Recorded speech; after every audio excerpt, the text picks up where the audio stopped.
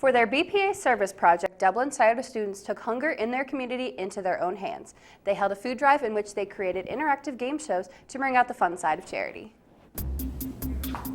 The students of Dublin Scioto's high school second-year broadcast and video productions class held Scioto's first ever game night food drive.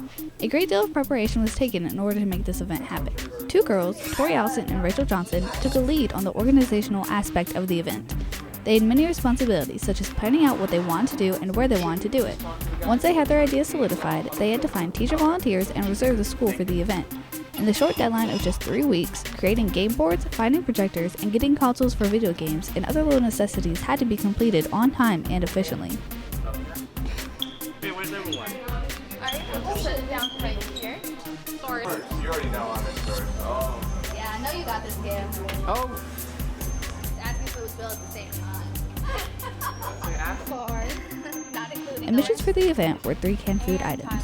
All the food was then collected and brought to the Hogue Food Pantry.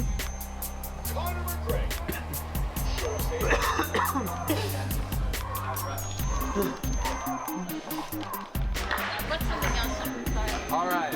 The games that were being recreated at the event were Family Feud, Jeopardy, and Are You Smarter Than a Fifth Grader? Everyone had reported having a great time. I win. 43 presidents. Music 200. The name of the song played during the recent internet. After talking with the 2 girls, they told us, even though their turnout was not as big as they preferred, it was still nice to do something with the intentions of helping others, and we've been inspired to do more charitable events. One of them is bound to be a success.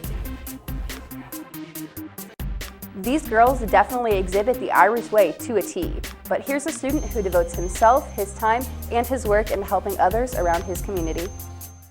We teamed up with our school's principal to do the ALS Ice Bucket Challenge school-wide, and I'd say it was pretty successful. I think we raised around $150, and it was a really quick event that we planned out in a little amount of time.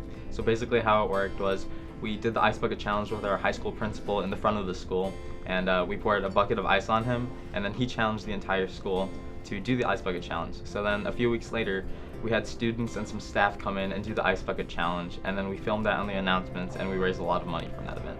So LLS, that's our drive for the Leukemia and Lymphoma Society. So we started this out last year where we did it as a teacher consequence drive. So last year we talked to different teachers and they got their permission to do a bunch of different consequences, which ranged from dancing and singing on the announcements to getting pied in the face to wearing a costume to getting fed baby food. And the drive was super successful. We worked it out completely. And then how it worked was students could donate money to these boxes, and the boxes had teachers' names on them. And the 5 teachers that had the most money in their boxes would get consequenced. And the amount of money we raised was insane. I think it was around $1,000, and it was super successful. And this year we're bringing it back and doubling the amount of consequences that we have.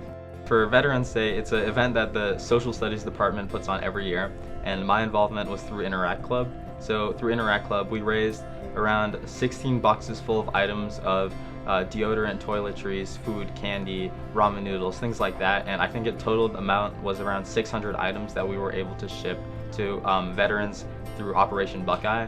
I know the Operation Buckeye ships items to some of the people that we know, such as Mrs. Gameri, who's within our building itself.